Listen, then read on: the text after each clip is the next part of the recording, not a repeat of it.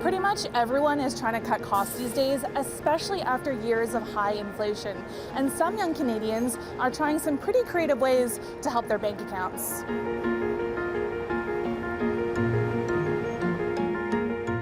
I want to tell you about a woman that I spoke to. She's 31 years old and she has to share a place in Vancouver with 2 roommates just to afford the rent. Together they pay $3,300 a month, and yes, there's just 1 bathroom in that place. Now, expensive housing isn't uncommon in BC, but this is happening across the country. More people are looking for roommates to help share costs. People searching for shared accommodations is up almost 12% compared to last year, and the number of listings for shared living spaces has increased 29%. Now, Javadi gets along with her roommates now, but sharing a space has not always gone well.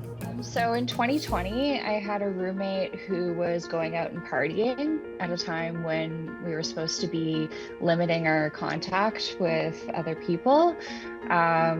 It was not a situation I would have ever chosen to be in, but it was the situation I ended up in because I just happened to be, I couldn't afford to live on my own. It felt pretty bleak, to be honest. I felt powerless. Another young person that I spoke to who had to change their living situation to help make ends meet is Julia Craig. She used to live in Toronto, but she actually moved away because it was just too expensive to live there. And now she shares a place in Calgary with a roommate. I will say that there were several weeks, months out of the year where the only reason I'd leave my house is to walk my dog. I was eating a lot of canned food. It's not easy. I mean, I don't know how to say it in any nice way other than honestly, it sucks.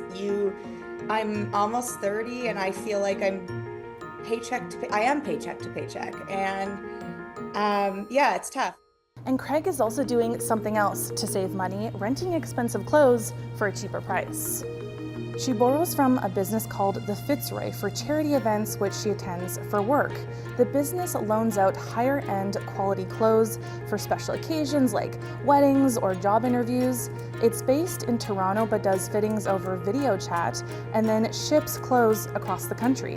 It's very expensive out there, as we all know, and especially for young people just starting out their careers, or maybe they are students.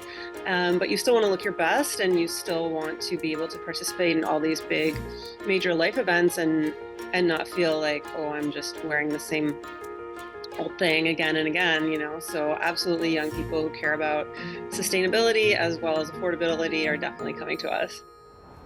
People are also sharing their cars to make a little extra cash. Car sharing companies are popping up in Canada. Michael Okoye is the founder of one in Winnipeg. It's called Rent Your Ride. It's kind of like Airbnb, but for your vehicle. And he says about 40% of the people that sign up and list a vehicle on his platform are doing so to make ends meet. Here's a story he shared with me about a person that's renting their car.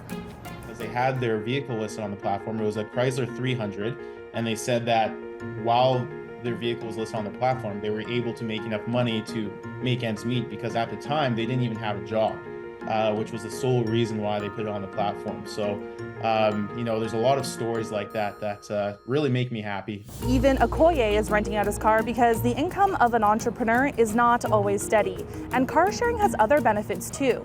The idea is to reduce the number of private vehicles on the roads, reducing GHGs as well as reducing traffic, and also if you can't afford a car, then you can have access to a vehicle without ownership. So people are being innovative and creative to save money, but is this sustainable? Well, experts say that there needs to be structural change. They say the government needs to step in and help make everyday life affordable for young folks. And there is some hope on the horizon.